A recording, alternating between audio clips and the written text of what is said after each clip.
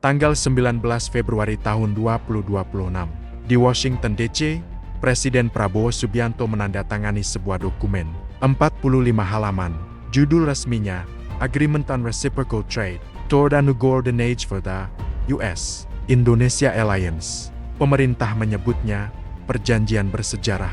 Tapi ada satu angka yang hampir tidak ada yang bahas di media. Indonesia wajib penuhi 217 kewajiban. Amerika Serikat wajib penuhi 6 kewajiban. 217 lawan 6. Ini bukan kesalahan ketik. Ini isi dokumen resmi yang bisa kalian baca sendiri. Dan ketika kalian tahu apa saja isi 217 kewajiban itu, mulai dari TKDN yang dilucuti, kebijakan luar negeri bebas aktif yang terancam, sampai soal siapa yang boleh investasi 100% di tambang kita. Pertanyaannya bukan lagi soal untung atau rugi. Pertanyaannya adalah, apakah Indonesia baru saja mengorbankan kedaulatannya demi menghindari tarif 32%? Di video ini, Nextroom akan bedah habis. Dari data resmi pemerintah, analisis ekonom independen, sampai reaksi akademisi dan pengamat hubungan internasional. Ini bukan opini, ini data, dan data ini sangat tidak nyaman.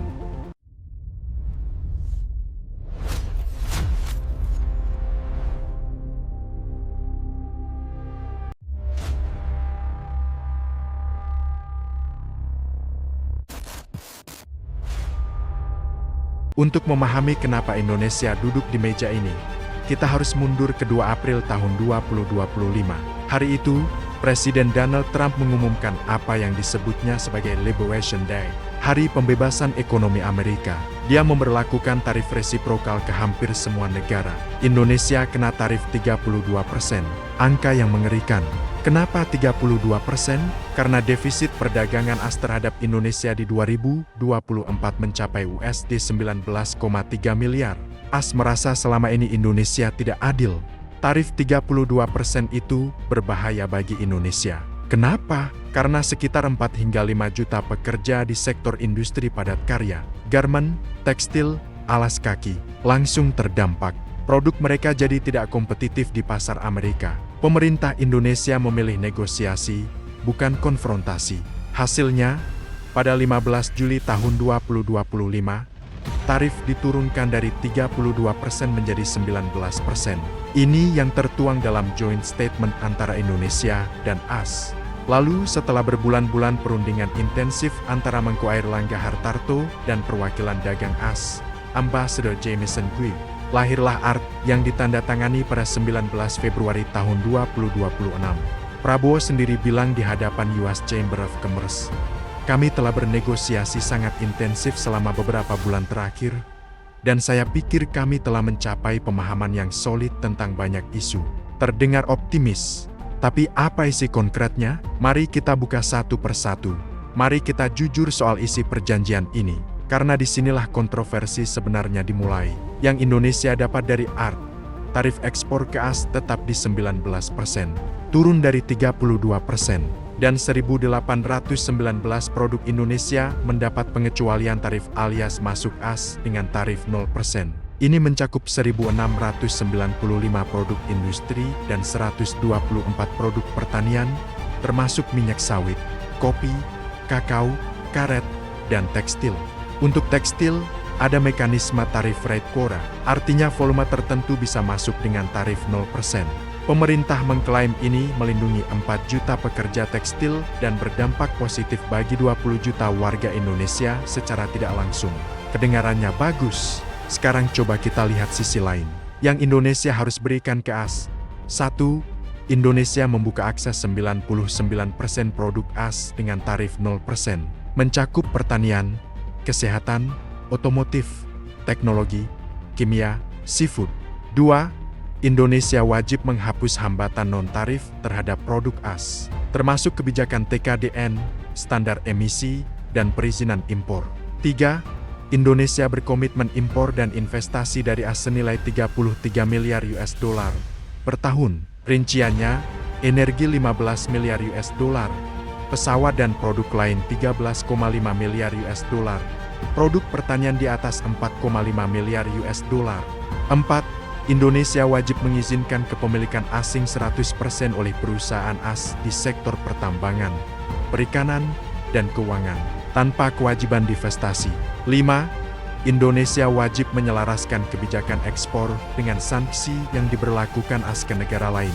Jangan hanya dengar pemerintah. Mari kita dengar para ahli yang berbicara dengan data. Bima Yudhistira, Direktur Eksekutif CELUS Center of Economic and Law Studies, CELUS mencatat 7 masalah kritis dalam ART. Pertama, banjir impor pangan, teknologi, dan migas dari AS akan menekan neraca perdagangan, dan rupiah berpotensi melemah terhadap dolar AS. Kedua, ada klausul yang ia sebut sebagai poison pill. Indonesia dibatasi untuk melakukan kerjasama dengan negara lain yang ada di daftar sanksi AS. Ketiga, tanpa transfer teknologi, industri dalam negeri tidak akan berkembang. Keempat, penghapusan TKDN bisa mematikan industrialisasi. Dan kelima, dengan pasal 5 dokumen ART, musuh dagang AS adalah musuh dagang Indonesia juga. Bahkan CELUS secara resmi mengirim surat kepada pemerintah meminta ART dibatalkan dan merujuk pada putusan Mahkamah Agung Amerika Serikat tanggal 20 Februari tahun 2026 yang menyatakan kebijakan tarif resiprokal Trump melanggar hukum. Dini Friawan, ekonom CSIS Indonesia, berbicara lebih hati-hati tapi tak kalah serius. Di CNBC Indonesia, ia menyatakan, ART bukan sekadar perjanjian dagang biasa. Ia memadukan perdagangan, investasi, teknologi, dan keamanan ekonomi dalam satu kerangka strategis. Ia memperingatkan bahwa liberalisasi tanpa penguatan kapasitas industri berisiko menjadikan Indonesia hanya sebagai mekanisme integrasi pasif. Artinya, kita jual bahan mentah, Amerika jual produk jadi ke kita. Teguh Reza Shah, pengamat hubungan internasional, Universitas Pajajaran, ia heran dan terang-terangan mengkritik tim negosiator Indonesia. Di Tribunnews ia mengatakan, di pasal 1 saja sudah tertulis Indonesia shall apply. Itu kesannya seperti dokumen yang dibuat Amerika Serikat untuk kita. Ia bahkan menyoroti absennya prinsip politik luar negeri bebas aktif di dalam dokumen ART. Sesuatu yang jadi fondasi diplomasi Indonesia sejak era Hatta. Prof. Anas Iswanto Anwar, Guru Besar Ekonomi Moneter Internasional, Universitas Hasanuddin, ia mengakui ada keuntungan, tapi juga tegas. Kesepakatan ini memiliki risiko ketergantungan impor energi dan pangan dari AS, serta potensi persaingan dengan produk lokal. Menurut kalian, apakah pemerintah harusnya konsultasi ke DPR dan publik sebelum menandatangani ART, bukan sesudahnya? Tulis di komentar. Ini bagian yang paling jarang dibahas, dan bisa jadi yang paling berbahaya. Pasal 5,2 ART mengatur soal export controls, sanctions, investment security, and related matters. Artinya dalam bahasa sederhana, jika Amerika Serikat memberlakukan pembatasan atau sanksi terhadap negara tertentu, misalnya China, Iran, atau Rusia, Indonesia wajib mengadopsi langkah dengan efek pembatasan yang setara. Pendiri Haidar Alwi Institute menyebut ini sebagai ancaman langsung terhadap netralitas Indonesia. Indonesia harus mengikuti kebijakan ekonomi dan keamanan AS. Ini mengurangi netralitas geopolitik dan berisiko merusak hubungan dagang dengan negara lain. Indonesia mengekspor lebih dari 20% produknya ke China. Jika suatu hari Amerika memboikot China lebih keras lagi dan meminta Indonesia ikut, apa yang akan terjadi pada ratusan triliun rupiah ekspor kita? CELUS memperingatkan, ini juga bisa memicu gugatan di WTO dan retaliasi dari negara mitra lain yang merasa Indonesia berlaku diskriminatif. Pemerintah tidak diam merespons kritik ini. Kemenko Perekonomian merilis FAQ resmi dengan 22 poin penjelasan. Mari kita dengar posisi mereka. Soal TKDN, pemerintah menegaskan TKDN tidak dihapus total. TKDN tetap berlaku untuk pengadaan pemerintah dan BUMN. Yang berubah hanya di produk komersial yang dijual langsung ke konsumen.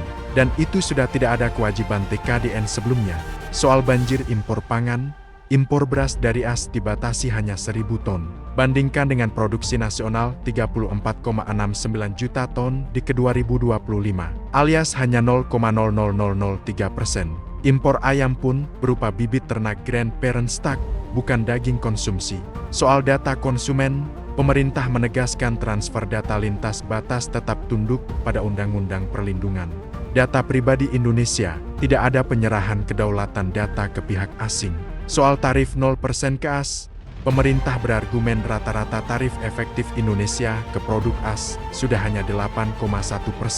Jadi perubahan ini tidak sedramatik yang dikira. Soal pasal geopolitik, pemerintah menyebut ART hanya mencakup perdagangan dan investasi, bukan pertahanan, bukan keamanan, bukan isu geopolitik. Tapi siapa yang benar? Pemerintah atau para pengamat? Atau keduanya benar di sisi masing-masing? Kalian percaya penjelasan pemerintah soal ART? Atau kalian lebih setuju dengan kekhawatiran para ekonom independen? Yuk debat di kolom komentar. Investasi dan persoalan perdagangan antara Indonesia dan Amerika nanti akan dibahas dulu di dalam Council of Trade. Apabila terjadi kenaikan yang di luar terlalu tinggi atau hal yang dianggap bisa mengganggu neraca daripada kedua negara. Tujuan dan visi perjanjian adalah untuk mewujudkan kemakmuran ekonomi bersama, rantai pasok yang kuat, dan menghormati kedaulatan dari masing-masing negara. Jadi saya garis bawahi, menghormati kedaulatan dari masing-masing negara itu menjadi bagian daripada perjanjian yang ditandatangani. Sejak diumumkan oleh Presiden Trump pada tanggal 2 April 2025 yang lalu, pemerintah Indonesia telah mengirimkan 4 surat untuk proses negosiasi tarif di bulan April, Juni, Juli, dan Agustus 2025, dan juga 90% daripada dokumentasi yang dikirim oleh Indonesia dipenuhi oleh Amerika. Jadi usulan Indonesia dipenuhi oleh Amerika yang tertuang dalam Agreement on Reciprocal Tariff.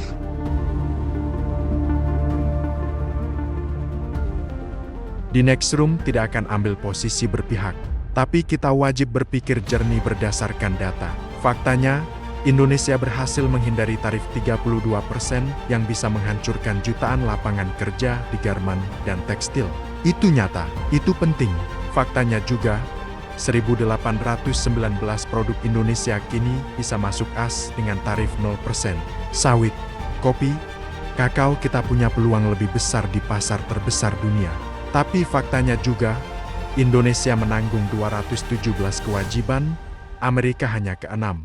Dalam diplomasi internasional, rasio seperti itu sangat tidak biasa untuk negara yang disebut sebagai mitra setara. Dan faktanya juga, pasal 5 soal penyelarasan sanksi adalah klausul yang belum pernah ada di perjanjian dagang Indonesia sebelumnya. Ini bukan sekadar soal tarif. Ini menyentuh arah kebijakan luar negeri Indonesia. Ekonom CSIS Dini Friawan menyimpulkannya dengan tepat. Tanpa penguatan kapasitas industri dan strategi kompensasi yang jelas, ART berisiko menjadi mekanisme integrasi pasif. Artinya, kita bisa saja mendapat akses pasar, tapi jika industri dalam negeri tidak disiapkan, yang masuk ke kantong kita hanya sedikit, dan yang keluar jauh lebih banyak. 45 halaman, 217 kewajiban Indonesia, 6 kewajiban Amerika, pro atau kontra. Yang tidak boleh kita lakukan adalah diam. Perjanjian ini diperkirakan berlaku sekitar 20 Mei tahun 2026. Masih ada waktu, DPR mengawasi, publik bersuara, pemerintah memberi jaminan yang jelas. Karena yang terdampak bukan elite, tapi petani, buruh, UMKM, dan generasi muda kita. Indonesia pernah berani berdiri di tengah kekuatan besar. Pertanyaannya sekarang, apakah kita masih berani memperjuangkan kepentingan sendiri? Jawabannya ada di tangan kita. Kalau video ini membuka matamu, like sekarang. Tulis di komentar, Indonesia untung atau rugi dari ART. Share ke orang-orang yang peduli masa depan ekonomi kita. Dan kalau belum subscribe ke Nextroom, ini waktunya. Karena ini bukan sekadar berita, ini percakapan yang harus terjadi.